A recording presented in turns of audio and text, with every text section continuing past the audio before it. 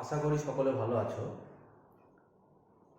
আজকে তোমাদের যে বিষয়ে পাঠদান করব সেটা নতুন কনসেপ্ট বলতে গেলে তোমাদের কাছে হয়তো একটুখানি অসুবিধা লাগতে পারে, কিন্তু আমি ধীরে ধীরেই বলছি, একটু মন দিয়ে শুনবে, তাহলে ব্যাপারটা বুঝতে পারবে, ভয় পাবার কিছু নেই। আগের দিনে যেমন পৃষ্ঠটানটা বলেছিলাম সেটাও নতুন ধারণা ছিল, সেটাও শিখেছো। তেমনি আজকেও যে ধারণা দেবো সেটা সান্দ্রতা। সান্দ্রতা সান্দ্রতা হচ্ছে একটা প্রবাহীর নিজস্ব ধর্ম। প্রবাহী মানে কি?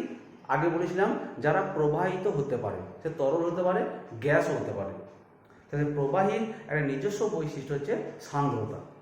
এই ব্যাপারটা কি এটা ডিটেলসে বলি, বুঝতে হবে। দেখো, মনে করো আমি প্রবাহী বলতে তরলটাকে বলতে চাইছি, বোঝাচ্ছি তরল ব্যাপার নিয়ে। এইটা একটা নল মনে করো। এই নলের মধ্যে যে তরল যদি প্রবাহিত হয়, তো ধরলাম তরল প্রবাহিত হচ্ছে নলের মধ্যে দিয়ে। তা নলের মধ্যে দিয়ে তরল প্রবাহিত হচ্ছে। যে তরলটা প্রবাহিত হচ্ছে সেই তরলগুলোকে আমরা কয়েকটা স্তরে ভাগ করে নিচ্ছি। কিরকম স্তর? মনে করো এই একটা স্তর, এই একটা স্তর আছে, এই একটা স্তর, এই একটা স্তর, এমনি কিছু স্তরে ভাগ করে নিচ্ছি আর টানছি না। এই যে কিছু স্তরে ভাগ করলাম, মনে করো এই যে নল, এটা নল। নলের গায়ে যে তরলটা লেগে আছে সেই তরলটা কি হবে? স্থির থাকবে। কেন স্থির থাকবে? কারণ তরল এবং এই নল মানে কঠিন পদার্থ, এই কঠিন পদার্থ এবং তরল পদের দুটোর মধ্যে, দুটো পদার্থের অণুর মধ্যে একটা আসঞ্জন বল কাজ করে। সেই আসঞ্জন বলের জন্য এই নলের গায়ে যে তরলটা লেগে থাকবে সেই তরলটা স্থির অবস্থায় থাকবে, সে গতিশীল হতে পারবে না। অর্থাৎ আসঞ্জন বলের ফলে কারণ কঠিন পদার্থের কণা আর তরল পদার্থের কণা একে অপরকে আকর্ষণ করবে। এই আকর্ষণ বলের আসঞ্জন বল, সেই আসঞ্জন বলের জন্য এই স্তরটা কিন্তু, এই নলের গায়ে যে স্তরটা লেগে আছে সে কিন্তু গতিশীল হতে পারবে না। ঠিক তার উপরে যে স্তর, সে একটুখানি বেগ পেলো, একটুখানি বেগে গতিশীল হতে শুরু করলো। তার উপরের স্তর আরো একটু বেশি বেগ পাবে, তার উপর স্তর আরো বেশি বেগ পাবে, তার উপরের স্তর আরো বেশি বেগ পাবে। ঠিক যদি উপর থেকে নামি, এই উপরে নলের গায়ে যে স্তর লেগে আছে সেটা স্থির আছে, তার নিচে একটু বেশি বেগ পেয়েছে, তার নিচে বেশি বেগ পাবে, তার নিচে বেশি বেগ পাবে, এমনি করে দেখা যাবে। ঠিক মিডিলে যে স্তরটা আছে, নলের মিডিলে, সেই স্তরটা একটু বেশি বেগে প্রবাহিত হবে। এটা শুধু নলের ক্ষেত্রে প্রযোজ্য তা নয়, তুমি নদী, ক্যানেল, নালা যাই বলো না কেন, সবের ক্ষেত্রেই প্রযোজ্য যে ঠিক মধ্যবর্তী অংশের বেগটা বেশি হয়। খেয়াল করে দেখবে রাস্তাতে যখন জল, বর্ষাকালে জল পেয়ে যায়, আমরা ছোটবেলায় কাগজের নৌকা ভাসাতাম, এবং নৌকাটা যদি ঠিক ওই নালার মিডিলে ভাসিয়ে দেওয়া হতো তাহলে নৌকাটা অনেক দূর ভাসতে যেত। কিন্তু আপনি যদি নালার ধারে যদি ভাসিয়ে দেওয়া হতো একটু পরে কিন্তু আটকে যেত, কারণ সেইখানে এই ধারের কাছে বেগটা কম, মিডিলে বেগের মানটা বেশি থাকে। তাহলে এই যে বললাম কি, তাহলে এখানে বেগ কম, তার থেকে এই স্তরটা বেগ বেশি, তার থেকে এই স্তরটা বেগ বেশি, অর্থাৎ দুটো স্তরের মধ্যে বেগের কম বেশি রয়েছে। অর্থাৎ দুটো স্তরের মধ্যে একটা আপেক্ষিক বেগের ব্যাপার রয়েছে। তাহলে দুটো স্তরের মধ্যে একটা আপেক্ষিক বেগের ব্যাপার রয়েছে। এই তরল কি চাইবে? এই দুটো স্তরের মধ্যে যে আপেক্ষিক বেগ রয়েছে সেই আপেক্ষিক বেগের মানটা কমাতে। এই যে তরলের যে ধর্ম, যে ধর্মের জন্য এই দুটো স্তরের মধ্যে যে পারস্পরিক আপেক্ষিক বেগের মান রয়েছে সেটা কমাতে চাইছে, এই ধর্মটা হচ্ছে সান্দ্রতা ধর্ম। তা সান্দ্রতা ধর্ম কি না, যে কোনো প্রবাহী, শুধু তরল বললে হবে না, যে কোনো প্রবাহী তার পাশাপাশি দুটো স্তর, সেই দুটো স্তরের মধ্যে যে আপেক্ষিক বেগ আছে, যে ধর্মের জন্য সেই আপেক্ষিক বেগের বিরুদ্ধে, আপেক্ষিক বেগের বিরুদ্ধে একটা বল প্রযুক্ত হচ্ছে, সেই ধর্মটা হচ্ছে সান্দ্রতা ধর্ম। অর্থাৎ সান্দ্রতা ধর্মের জন্য তরল স্তর চাইবে যে পাশাপাশি দুটো স্তরে আপেক্ষিক বেগের মানটা কমাতে। তা তরলের যে নিজস্ব ধর্মের জন্য পাশাপাশি অবস্থিত দুটো স্তরের মধ্যে আপেক্ষিক বেগ কমাতে চাইবে, সেই ধর্মটা হচ্ছে সান্দ্রতা ধর্ম। এবং এই যে আপেক্ষিক বেগের বিরুদ্ধে যে বলটা কাজ করবে সেই বলটাকে আমরা বলবো সান্দ্র বল। অর্থাৎ আপেক্ষিক বেগটা কমানোর জন্য সেই আপেক্ষিক বেগের বিপরীত দিকে যে বলটা কাজ করছে সেই বলটা হচ্ছে সান্দ্র বল। সান্দ্র বল সবসময় গতির বিরুদ্ধে ক্রিয়া করে। অর্থাৎ যে স্তর বেশি গতি বেগে যাচ্ছে সে চাইবে যে অপেক্ষিত কম বেগে যাচ্ছে তার স্তর, সেই স্তরের গতি একটু বাড়াতে, বা যে স্তর কম বেগে যাচ্ছে সেই চাইবে যে স্তরটা একটু বেশি বেগে যাচ্ছে তার স্তরটা, তার বেগটা একটু কমাতে। অর্থাৎ পারস্পরিক ক্রিয়া প্রতিক্রিয়া ঘটবে। এটাও কিন্তু সে আন্তঃআণবিক বল, পারস্পরিক ক্রিয়া প্রতিক্রিয়া ঘটার ফলে ঘটবে ওখানটাই। তাই সান্দ্র বল সবসময় গতির বিরুদ্ধে ক্রিয়া করে। আমরা দেখেছি, আগে শিখেছি যে ঘর্ষণ বলও কিন্তু দুটো স্তরের মধ্যে বেগের বিরুদ্ধে কাজ করে। সাধারণত কঠিনের ক্ষেত্রে আমরা শিখেছিলাম ওইটা। তো সেই ঘর্ষণ বল এবং এই সান্দ্র বলের মিল থাকার জন্য আমরা বলি কি, এই প্রবাহী যে সান্দ্র বল সেটাকে অভ্যন্তরীণ ঘর্ষণ বলও বলা হয়। যে সান্দ্র বলটাকে প্রবাহী একটা অভ্যন্তরীণ ঘর্ষণ বলও বলা হয়, কারণ কিছু মিল আছে। মিলটা কি, না প্রথমেই বললাম যে ঘর্ষণ বল চাইবে গতির বিরুদ্ধে ক্রিয়া করতে, সান্দ্র বল চাইবে যে আপেক্ষিক গতির বিরুদ্ধে ক্রিয়া করতে। এটা পারস্পরিক মিল দুটোই। ওটাও আন্তঃআণবিক বল, সান্দ্র বলটা আন্তঃআণবিক বল, ঘর্ষণ বলটাও আন্তঃআণবিক বল। তো এই মিলগুলো থাকার জন্য ঘর্ষণ বলকে, সান্দ্র বলকে আমরা বলি অভ্যন্তরীণ ঘর্ষণ বল। কিন্তু এদের মধ্যে একটি পার্থক্য আছে। কি পার্থক্য, না ঘর্ষণ বল মনে আমরা শিখেছি যে কখনোই তরল স্তর যে আছে তাদের ক্ষেত্রফলের উপর নির্ভর করে না। দুটো স্তরের মধ্যে যখন ঘর্ষণ ঘটে, এই যে দুটো স্তরের মধ্যে ঘর্ষণ ঘটছে, মনে হয় এই যে ঘর্ষণ ঘটাচ্ছি, তো এই ঘর্ষণ বলের মান কখনোই তরল যে স্পর্শ করে আছে সেই স্পর্শ বলের ক্ষেত্রফলের উপর ডিপেন্ড করে না। কিন্তু এখানে সান্দ্র বলটা স্পর্শ বলের ক্ষেত্রফলের উপর ডিপেন্ড করে। তাহলে এটা একটা পার্থক্য, যে স্পর্শ বলের ক্ষেত্রফল ডিপেন্ড করছে, ঘর্ষণ বল ডিপেন্ড করে না। আর পার্থক্য কি, যে সান্দ্র বলের মানটা যে আপেক্ষিক বেগের বিরুদ্ধে ঘর্ষণ বলটা যে দুটো স্তর যে ক্রিয়া করছে, তাপমাত্রার উপর নির্ভরশীলতা অতটা নেই। অর্থাৎ ঘর্ষণ বল তাপমাত্রার উপর খুব একটা নির্ভরশীল নয়, কিন্তু সান্দ্র বলটা তাপমাত্রার উপর ডিপেন্ডেন্ট। এইরকম ঘর্ষণ বল সান্দ্র বলে কিন্তু বেশ কিছু পার্থক্য আমরা জানতে পারি। ডিটেলস তোমাদের হয়তো জানার প্রয়োজন নেই, একটু কঠিন হয়ে যাবে, সেটা যেটুকু দরকার সেটুকু বলছি বলতে। তাহলে এই যে সান্দ্র বল বললাম, এই সান্দ্র বলতে একটা টার্ম শিখতে হবে, সেটা সান্দ্রতাঙ্ক। সান্দ্রতাঙ্ক মানে পরিমাপ করবো কি করে, মানে বিভিন্ন তরলের সান্দ্রতাঙ্কের মান বিভিন্ন, অর্থাৎ বিভিন্ন তরল বিভিন্ন প্রকারের সান্দ্র বল প্রয়োগ করতে পারে। সেই যে রাশিতে পরিমাপ করবো সেটা সান্দ্রতাঙ্ক। সেটা কি বলবো না, মনে করে এই যে দুটো তরল স্তর আছে, এই একটা স্তর, এই একটা স্তর, এই দুটো তরল স্তরের মধ্যে পার্থক্য একক পরিমাণ, অর্থাৎ তরল স্তরের পার্থক্য হচ্ছে একক। আমি লিখলাম, অর্থাৎ একক দূরত্বের ব্যবধানে দুটো তরল স্তর আছে, তাদের মধ্যে একক পরিমাণ আপেক্ষিক গতি বজায় রাখতে চাইব, অর্থাৎ আপেক্ষিক গতিবেগটাও একক পরিমাণ হবে।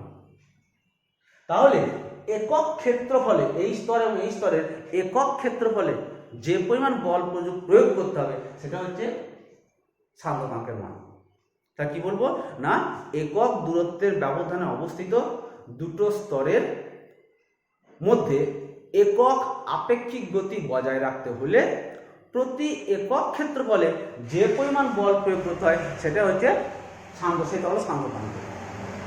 একক দূরত্বের ব্যবধানে দুটো স্তর আছে, সেই দুটো স্তরের মধ্যে একক পরিমাণ আপেক্ষিক গতি বজায় রাখতে চাইছি, তাহলে সেই দুটো স্তরের প্রতি একক ক্ষেত্রফলে যে পরিমাণ বল প্রয়োগ করতে হবে তরলকে সেটা হচ্ছে সেই তরলের সান্দ্রতাঙ্ক। এই সিজিএস পদের সান্দ্রতাঙ্ক একক হবে dyne second per centimetre square, আর এসআই পদ্ধতিতে ঠিক একরকম হবে নিউটন সেকেন্ড প্রতি মিটার স্কয়ার। তা সিজিএস পদ্ধতির সান্দ্রতাঙ্ক হবে dyne second per centimetre square, এটাকে এক সংক্ষেপে পয়েজও বলা হয়, পয়েজ বলা হয়। আর এসআই পদ্ধতি newton second per metre square. এটা সান্দ্রতাঙ্কের একক। এরপর যেটা বলা কথা হচ্ছে যে প্রান্তীয় বেগ, একটা টার্ম শিখতে হবে। মানে এখানে বেশ কিছু সংজ্ঞা বা কাকে বলে, বলতে কি বোঝো, এরকম প্রশ্ন কিন্তু আসতে পারে, আসতে বলা ভুল, আসতে পারে। এরপর বলছি প্রান্তীয় বেগ। প্রান্তীয় বেগটা কি না, মনে করো যে কোনো একটা সান্দ্র মাধ্যমের মধ্যে দিয়ে একটা বস্তু পড়ছে, কিরকম না, আমি একটা নলই চিন্তা করছি। মনে করো এরকম একটা নল আছে, নলটা একটা সান্দ্র মাধ্যম দ্বারা ভর্তি। এরকম আমি বলছি সান্দ্র মাধ্যম। এখানে একটা কথা বলার আছে যে সান্দ্র মাধ্যম আর সান্দ্রতা আর ঘনত্ব দুটো কিন্তু আলাদা। অনেকে গুলিয়ে ফেলে যে মাধ্যমের ঘনত্ব যদি বেশি হয় তাহলে অনেকে ধরবে সান্দ্রতা বেশি হবে। এটা কিন্তু ঠিক নয়, এটা মাথায় খেয়াল রাখবে যে ঘনত্বের সঙ্গে সান্দ্রতা কিন্তু সম্পর্ক সেরকম নেই। ঘনত্ব বেশি মানে সান্দ্রতা বেশি হবে তা নয়, কিন্তু ঘনত্ব একটা আলাদা পরিমাপ যোগের আসি, সান্দ্রতা আলাদা পরিমাপ যোগের আসে। তো ঘনত্বের সঙ্গে সান্দ্রতার সেরকম কোনো সম্পর্ক কিন্তু তাহলে কি বললাম যে মাধ্যম মাধ্যম ঘন হলে মানে ঘনত্ব বেশি হলে সান্দ্রতা বেশি হবে, এটা ঠিক নয়। আর উদাহরণ হিসেবে বলি, মানে পারদ এবং গ্লিসারিন, পারদ তরল মাধ্যম, গ্লিসারিন হচ্ছে তরল মাধ্যম, কিন্তু পারদের ঘনত্ব গ্লিসারিন থেকে অনেক বেশি, কিন্তু গ্লিসারিনের সান্দ্রতা কিন্তু আবার পারদ থেকে বেশি। অর্থাৎ পারদের ঘনত্ব বেশি হওয়া সত্ত্বেও গ্লিসারিনের মতো সান্দ্রতা নয়, গ্লিসারিনের সান্দ্রতা কম। কথা বলতে চাইছি যে ঘনত্ব বেশি মানে সান্দ্রতা বেশি তা নয়, এই দুটো কিন্তু গুলিয়ে ফেলবে না। তাই কি বলছিলাম, যারা নলের মধ্যে একটা সান্দ্র মাধ্যম ভর্তি আছে, এবং মনে করো সেই নলের মধ্যে একটা লোহার বলকে ফেলে দেওয়া হবে। লোহার বলটা কি হবে, লোহা কঠিন পদার্থ, তার গায়ে যে তরল লেগে থাকবে সেই তরল সে আগের মতোই আসঞ্জন বলের প্রভাবে কি হবে, এই লোহার বলটা আস্তে আস্তে নিচের দিকে গতিশীল হতে চাইবে। অর্থাৎ লোহার বলের গায়ে যে তরল লেগে আছে সে লোহার বলটার সঙ্গে গতিশীল হবে, কিন্তু এই নলের গায়ে যে তরল লেগে আছে সেও আসঞ্জন বলের জন্য সে স্থির থাকতে চাইবে, সে গতিশীল হতে চাইবে না। তাহলে আমি বলতে চাইছি কি, যে এই বলটার গায়ে যে স্তর আছে সে গতিশীল হবে, তারপর স্তর গতিশীল হবে, তারপর স্তর গতিশীল হবে, তারপর স্তর গতিশীল করতে করতে দেখা যাবে নলের গায়ে যে তরল আছে সে স্থির অবস্থায় আছে। তাহলে কি, যেখানে বেগ কম তার থেকে এই স্তরে বেগ বেশি, তার থেকে এই স্তরে বেগ বেশি, তার থেকে এই স্তরে বেগ বেশি, আমি করতে করতে নলের গায়ে যে সেই বলের গায়ে যে তরলটা লেগে আছে তার বেগটা কিন্তু সব থেকে বেশি হবে। তাহলে এখানেও কি হচ্ছে, পাশাপাশি দুটো স্তরের মধ্যে একটা আপেক্ষিক বেগ থাকছে, যেই আপেক্ষিক বেগ সৃষ্টি হয়ে গেল তখন কি এই সান্দ্র মাধ্যম এই বলের গতির বিরুদ্ধে মানে এই স্তরগুলোর আপেক্ষিক বেগের বিরুদ্ধে সান্দ্র বল প্রয়োগ করবে। সান্দ্র বল কোন দিকে কাজ করবে না, উপরের দিকে সান্দ্র বল কাজ করবে। তাহলে উপরের দিকে কাজ করছে, আমি ধরলাম সান্দ্র বল, আর নিচের দিকে অভিকর্ষ বল কাজ করবে বলটার উপর। নিচের দিকে কাজ করছে কি না, অভিকর্ষ বল। তা বলটার উপর নিচের দিকে কাজ করছে অভিকর্ষ বল, আর তরলের গতির বিরুদ্ধে তরল উপরের দিকে কাজ করছে সান্দ্র বল। বলটা যত নিচের দিকে পড়বে অভিকর্ষ বলের প্রভাবে বলের গতিবেগ বাড়বে, যত নিচের দিকে পড়ছে তত গতিবেগ বাড়বে, যত গতিবেগ বাড়বে এই পিছন দিকে সান্দ্র বলের মান তত বাড়বে। তাহলে অভিকর্ষ বলটা ফিক্সড, বেগ বাড়ার সঙ্গে সান্দ্র বলের মান বাড়ছে। তাহলে যখন সান্দ্র বল বাড়তে বাড়তে অভিকর্ষ বল আর সান্দ্র বল, দেখো অভিকর্ষ বল নিচের দিকে কাজ করছে, সান্দ্র বল উপর দিকে কাজ করছে, পরস্পর বিপরীতমুখী। যখনই অভিকর্ষ বল আর সান্দ্র বল সমান হয়ে যাবে তখন এই বলটার উপর আর কিন্তু কোনো লব্ধি বল কার্যকরী বল থাকবে না। লব্ধি বলের মান কি হবে, শূন্য হবে। নিচের দিকে কোনো বল কাজ করবে না, উপর দিকে কোনো বল কাজ করবে না, অর্থাৎ বলটার উপর ক্রিয়াশীল মোট লব্ধি বলের মান হলো শূন্য। এবার নিউটন সূত্রতে আমরা শিখেছি যে কোনো বস্তুর উপর যদি বল প্রযুক্ত না হয় তাহলে সেই বস্তুটা যে বেগ প্রাপ্ত হয়েছিল সেই বেগই গতিশীল হবে। অর্থাৎ এই বলটা পড়তে পড়তে মনে করো এই জায়গাতে এসে এই সান্দ্র বলের মান আর অভিকর্ষ বলের সমান সমান হয়ে গেছে, এই জায়গাতে এসে এই বলটা যে বেগ প্রাপ্ত হয়েছিল বলটা পরবর্তী পথ কিন্তু সেই বেগই গতিশীল হবে, সমবেগে গতিশীল হবে। এই যে সমবেগে যাচ্ছে এই সমবেগকে বলা হবে ওই বলটার প্রান্তীয় বেগ। এটা হচ্ছে প্রান্তীয় বেগ। বলটা যে বেগে যে সমবেগে গতিশীল হবে, যখন সান্দ্র বল অভিকর্ষ বল সমান সমান হয়ে গেল, এই বলটার উপর মোট লব্ধি বলের মান শূন্য হয়ে গেল, তাহলে বলটার যে বেগ প্রাপ্ত হয়েছিল সেই বেগ নিয়ে সমবেগে পড়তে শুরু করবে এবং সেই সমবেগটাকে বলা হয় প্রান্তীয় বেগ। উদাহরণ হিসেবে কি বলতে পারি, যখন আকাশ থেকে বৃষ্টি পড়ে আমরা যে বৃষ্টির ফোঁটাটাকে পড়তে দেখি সেই বৃষ্টির ফোঁটা কিন্তু প্রান্তীয় বেগেই পড়ে, কারণ তার অনেক আগেই কিন্তু ওই সান্দ্র বলে মানে অভিকর্ষ বল সমান সমান হয়ে গেছে, ফলে সমবেগে কিন্তু বৃষ্টি ফোঁটাটা পড়তে থাকে। তাহলে এটা গেল প্রান্তীয় বেগ। এরপরে যেটা আসবো সেটা হচ্ছে প্রবাহ সম্পর্কে। প্রবাহী প্রবাহ, প্রবাহী কি বললাম, যারাই প্রবাহিত হতে পারে তারাই প্রবাহী মানে প্রবাহ হয় মানে প্রবাহিত হয় তাদেরকে একটা বলে প্রবাহী। তো প্রবাহী যখন প্রবাহিত হয় প্রত্যেকটা কণা যে পথ বরাবর প্রবাহিত হয় সেই পথগুলো বলে প্রবাহ পথ। যে পথ বরাবর প্রবাহিত হয় সেগুলো হচ্ছে প্রবাহী পথ, অর্থাৎ প্রবাহী কণাগুলো একটা নির্দিষ্ট পথ বরাবর যায়। আমরা ছবি আঁকলে বুঝতে পারবে যে এই একটা নল মনে করো, এই একটা নল, এই নলের মধ্যে দিয়ে তরল কিন্তু আমি ধরলাম তরল প্রবাহিত হচ্ছে, তা তরলটা প্রবাহী। এই একটা হচ্ছে প্রবাহী পথ, অর্থাৎ এইখানে এ পয়েন্ট এলো কোন একটা কণা, তার এই পয়েন্টে স্পর্শ টানলাম, বেগ কত না ভি এ। এই পয়েন্ট যখন এলো বি পয়েন্টে বেগ কত না ভিবি।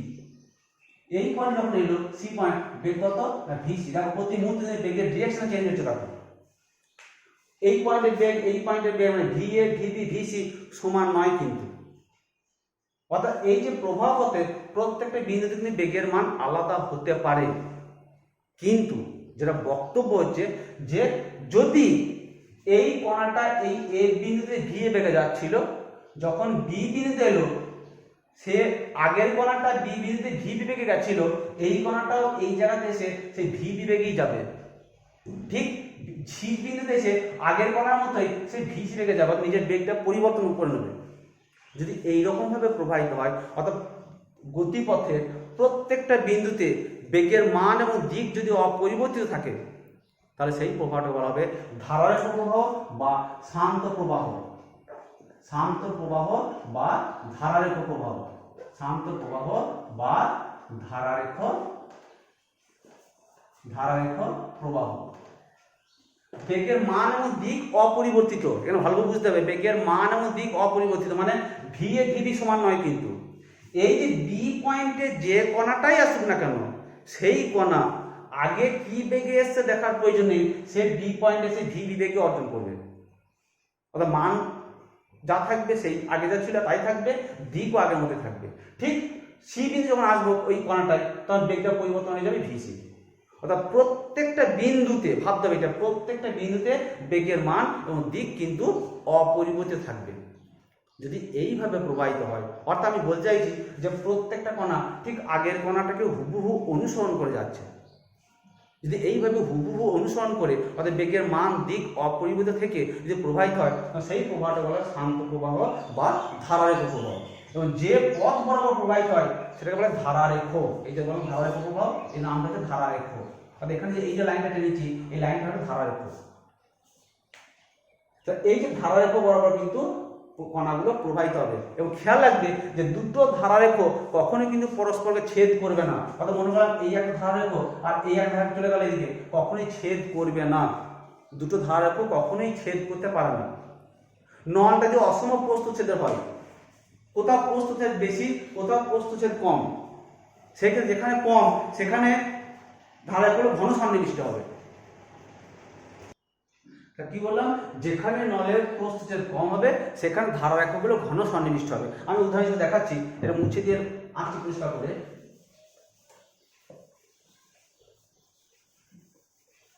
মনে করো একটা অসম প্রস্থচ্ছেদের নল আঁকছি।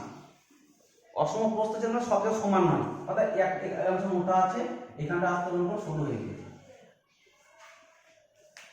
এটা মোটা আছে, এখানটা অংশ সরু হয়ে গিয়েছে। মুছে দিয়ে পরিষ্কার করে।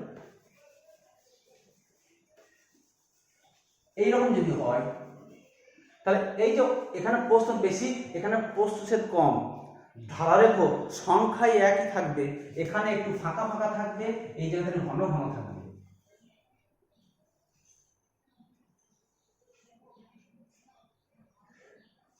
অর্থাৎ যে জায়গায় নলটা প্রস্থচ্ছেদ কম হবে সেখানে ধারারেখগুলো খুব ঘন সন্নিবিষ্ট হয়ে থাকবে। এগুলো ধারারেখর বৈশিষ্ট্য। তাহলে যে নলের মধ্যে যে তরল যখন প্রবাহিত হবে, যদি প্রত্যেকটা কণা ঠিক প্রত্যেক বিন্দুতে গিয়ে আগের কণাটাকে অনুসরণ করে, তাহলে সেই প্রবাহটা হবে ধারারেখ প্রবাহ। যদি এরকম কোনো না হয়, এলোমেলোভাবে গতিশীল হয়, অর্থাৎ প্রত্যেকটা বিন্দু থেকে বেগের মান দিক পরিবর্তন হয়ে যাচ্ছে, তখন সেই প্রবাহটা বলা হবে অশান্ত প্রবাহ। অশান্ত প্রবাহ অর্থাৎ কণাগুলো যদি কোনো নির্দিষ্ট নিয়ম নীতি তোয়াক্কা না করে এলোমেলোভাবে প্রবাহিত হয়, অর্থাৎ প্রবাহ পথে প্রত্যেক বিন্দুতে যদি বেগের মান দিক পরিবর্তন হতে থাকে, তখন সেই প্রবাহটা বলা হবে অশান্ত প্রবাহ। তা ধারারেখ প্রবাহ কি, অশান্ত প্রবাহ কি বুঝতে পারবেন। এবার যেটা বলি যে প্রবাহ যদি ধারারেখ প্রবাহ বজায় থাকতে হয়, তা তার বেগের মান একটা নির্দিষ্ট বেগের থেকে কম হতে হয়। অর্থাৎ বেগের মান বাড়ছে, ধারারেখ বজায় আছে, বেগের মান একটু বাড়লো, ধারারেখ বজায় থাকলো, এমনি বাড়তে বাড়তে একটা নির্দিষ্ট বেগে পৌঁছালে তারপর ধারারেখ মানে আর ধারারেখ প্রবাহ শান্ত প্রবাহ থাকবে না, প্রবাহটা অশান্ত হয়ে যাবে। তাহলে যে নির্দিষ্ট বেগে গিয়ে প্রবাহটা অশান্ত হয়ে যাচ্ছে, অর্থাৎ সর্বাধিক যে বেগ পর্যন্ত কোনো তরল শান্ত প্রবাহে প্রবাহিত হতে পারবে, কোনো প্রবাহী শান্ত প্রবাহে প্রবাহিত পারবে, সেই বেগটাকে বলা হয় সন্ধি বেগ। সন্ধি বেগ কাকে বলবো না, যখন কোনো প্রবাহী প্রবাহিত হয় তার সর্বাধিক যে বেগ পর্যন্ত সেই প্রবাহী তার শান্ত প্রবাহ বা ধারারেখ প্রবাহ বজায় রাখতে পারে, সেই বেগটাকে বলা হয় সন্ধি বেগ। অর্থাৎ কোনো প্রবাহী সর্বাধিক যে বেগ পর্যন্ত তার শান্ত প্রবাহ বা ধারাবাহিক প্রবাহ বজায় রাখতে পারে সেই বেগটাকে বলা হচ্ছে সন্ধিবেগ। এরপর যেটা আসছে তরল প্রবাহের হার, অর্থাৎ নলের মধ্যে দিয়ে যদি তরল প্রবাহিত হয় তাহলে তার হার বলতে কি বুঝবো? মনে করো এই একটা নল আছে, আমি যে নলটা গেছিলাম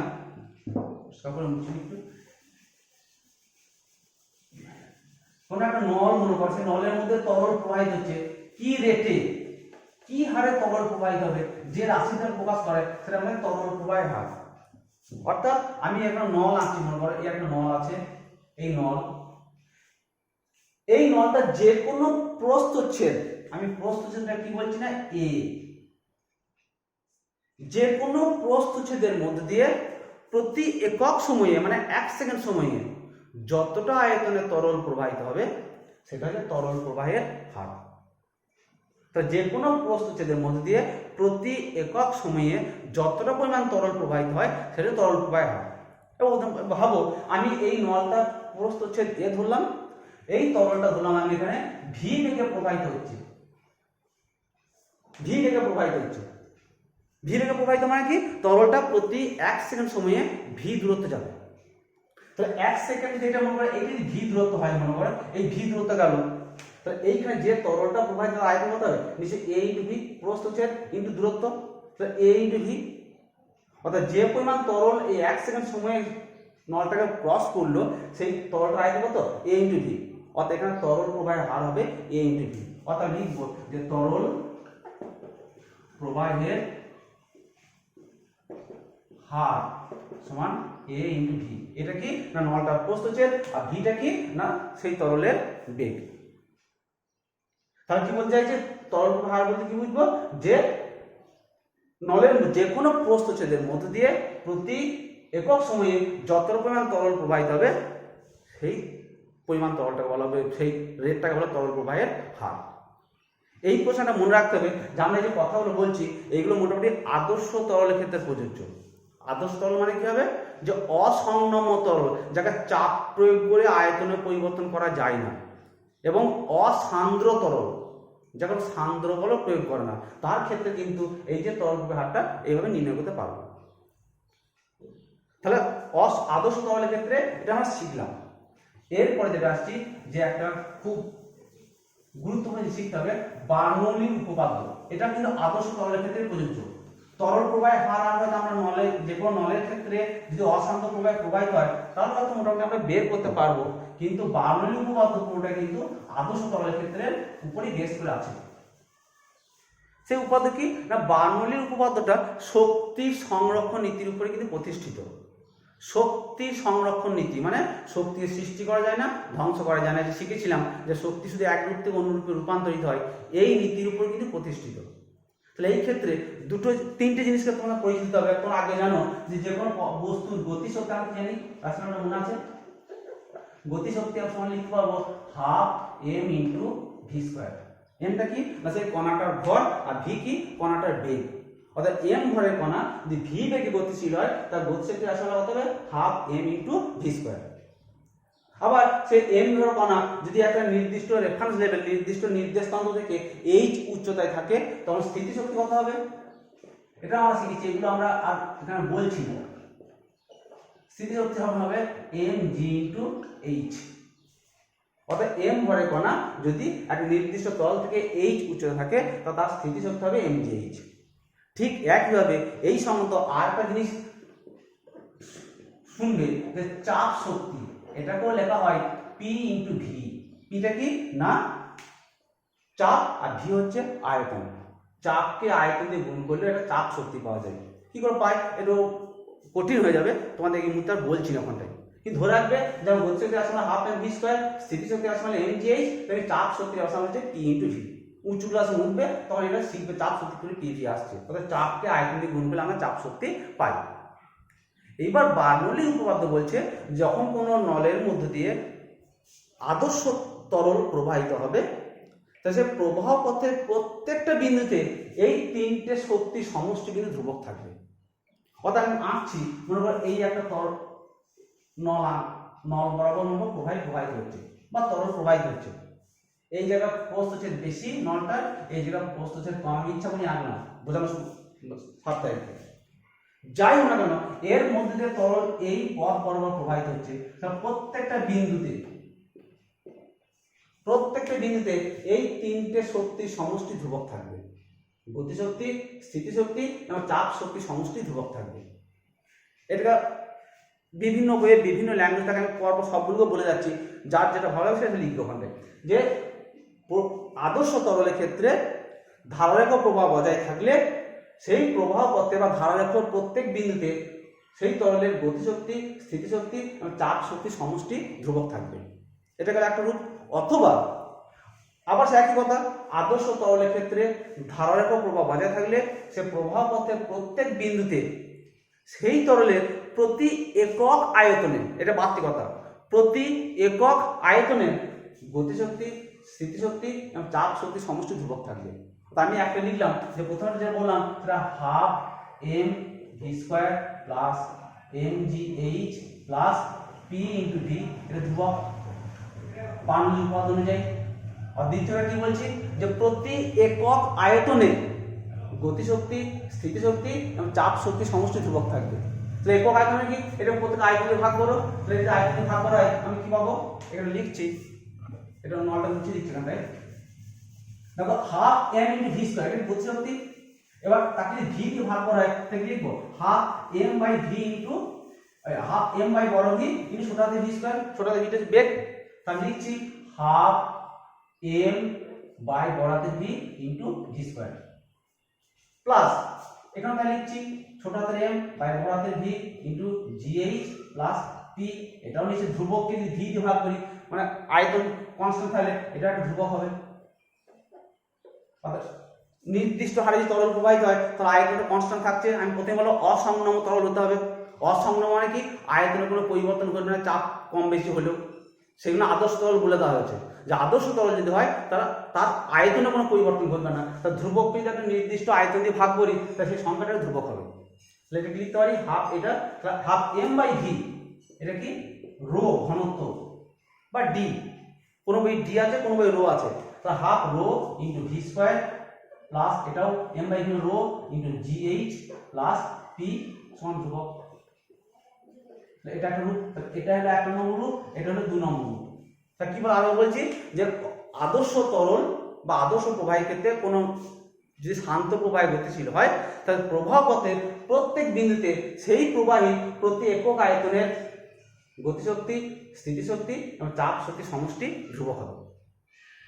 আবার অন্য একটা রূপ বলা হয়, সেই কথাগুলো একই, যে আদর্শ তরলের শান্ত প্রবাহিত, বারবার তরল বলছি, আদর্শ প্রবাহীর যদি শান্ত প্রবাহ বজায় থাকে, ধারক প্রবাহ বজায় থাকে, তার প্রবাহ পথের প্রত্যেকটা বিন্দুতে প্রতি একক ভরের আবার কথা হলো গতিশক্তি, স্থিতিশক্তি, চাপ শক্তি সমষ্টি ধ্রুবক। তাহলে আমরা প্রথমে এইটা শিখেছিলাম। তাহলে এখানে একক ভর মানে কি, ভর দিয়ে ভাগ করতে হবে। তাহলে দেখো হাফ, এটা ভর দিয়ে ভাগ করলাম তো হতে হবে ভি স্কোয়ার প্লাস এটা ভর দিয়ে ভাগ করছি জি ইন্টু এইচ প্লাস এটাকে ভর দিয়ে ভাগ করছি P into V by M, এটাও ভর যেহেতু ধ্রুবক তাহলে ধ্রুবকটা ধ্রুবক থাকবে, আর ধ্রুবককে একটা নির্দিষ্ট ধ্রুবক দিয়ে সংখ্যা গুণ করলে সেটাও ধ্রুবক থাকবে। তো এটা সাজিয়ে নিয়ে লিখতে পাবো, আমরা লিখবো যে half V square plus GH plus এই যে এম বাই ভি, ভিটা নিচে নামিয়ে দাও, এম বাই ভি হবে, তাহলে লিখবো পি বাই রো মানে ঘনত্ব, পি বাই রো ঘনত্ব, এটা হবে একটা ধ্রুবক। এটা হলো 3 নম্বর। অর্থাৎ বিভিন্ন বইয়ে বিভিন্ন ল্যাঙ্গুয়েজ পেতে পারো। প্রথমে বললাম যে গতিশক্তি, চাপ শক্তি, স্থিতিশক্তি ধ্রুবক থাকবে, তা বললাম প্রতি একক আয়তনে গতিশক্তি, স্থিতিশক্তি, চাপ শক্তি ধ্রুবক থাকবে। তারপরে কাজটা বলছি প্রতি একক ভরের গতিশক্তি, স্থিতিশক্তি এবং চাপ শক্তি সমষ্টি ধ্রুবক থাকবে। বাকি কথাগুলো একই। আদর্শ প্রবাহীর ক্ষেত্রে ধারারেখ প্রবাহ বজায় থাকলে প্রবাহ পথের প্রত্যেক বিন্দুতে, এবার এই কথাগুলো বললাম। আবার বলছি যে আদর্শ প্রবাহী যদি শান্ত প্রবাহী বা ধারারেখ প্রবাহে গতিশীল হয় তা প্রবাহ পথের প্রত্যেক বিন্দুতে গতিশক্তি, স্থিতিশক্তি, চাপ শক্তি সমষ্টি ধ্রুবক থাকবে, বা প্রতি একক আয়তনে গতিশক্তি, স্থিতিশক্তি, চাপ শক্তি সমষ্টি ধ্রুবক থাকবে, বা প্রতি একক ভরে গতিশক্তি, স্থিতিশক্তি বা চাপ শক্তি সমষ্টি ধ্রুবক থাকবে। প্রথম দিকের কথাগুলো কিন্তু কমন। এটা হলো বার্নৌলির উপপাদ্যের মূল বক্তব্য, যেটা শক্তি সংরক্ষণ নীতির উপর প্রতিষ্ঠিত। এরপরে এই বার্নৌলি নীতির কিছু প্রয়োগ সেটা তোমাদের বলে দিচ্ছি, শিখতে হবে ওখানে। দেখো আমি বলছি গতিশক্তি, স্থিতিশক্তি, চাপ শক্তি সমষ্টি ধ্রুবক। তো ভাবো যেখানে গতিবেগ বেশি হবে সেখানে চাপ কিন্তু কম হবে, যেখানে চাপ কম সেখানে গতিবেগ বেশি, যেখানে চাপ বেশি সেখানে গতিবেগ কম। এটা হতেই হবে, কারণ এই শক্তি সংরক্ষণ নীতি তাকে মেনে চলতে হবে। এই নীতি বেশ করি দেখবে জমিতে কীটনাশক স্প্রে করা হয় যে মেশিনগুলো সাহায্যে, সেই মেশিনগুলো এই নীতিতে কাজ করে। আমরা বডিতে পারফিউম লাগাই, স্প্রে করি, সেগুলো এই নীতিতে কাজ করে। এখন দোকানে যাই কিনে হিট কিনতে পারি, হিট স্প্রে করা হয় আরশোলা পোকামাকড় মারার জন্য, সেটাও কিন্তু এই নীতিতে কাজ করে। শুধু তাই নয়, আরও একটা ক্ষতিকারক দিক, যদিও বলা উচিত না, অঘটন ঘটে আর কি। মনে করো প্রচণ্ড ঝড় বইছে, ঘরের উপরে চালটা টিনের চাল, তার টিনের চালের উপর দিয়ে হাওয়া, ঝড় মানে হাওয়া, হাওয়া প্রচণ্ড গতিবেগে বয়ে যাচ্ছে, তার গতিবেগের মান বেশি, তার সেখানে চাপের মান অবশ্যই কম হবে এই সূত্র অনুযায়ী। অর্থাৎ টিনের চালের উপরে বাতাসটার গতিবেগ বেশি, সেখানে চাপ কম। যে টিনের চালের ভিতরে, ঘরের ভিতরে যে বাতাসটা ঢুকে আছে তার চাপটা বেশি, কারণ গতিবেগ নেই, গতিবেগ প্রায় জিরো, যে জানালা বন্ধ থাকে, গতিবেগ জিরো, চাপ খুব বেশি, টিনের চালের উপরে চাপ কম। কি করবে, ভিতরে উচ্চ চাপের বাতাস চালটাকে তখন উপর দিকে ঠেলে তুলে দেবে, কারণ উপর দিয়ে চাপ কম। যেই ঠেলে উঠে গেল তখন ওই যে বাতাসটা বইছিল সেই বাতাসকে চালটাকে উড়িয়ে নিয়ে গিয়ে অন্য জায়গাতে ফেলে দেবে। এই জন্য ঝড়ের সময় টিনের চাল উড়ে যায়।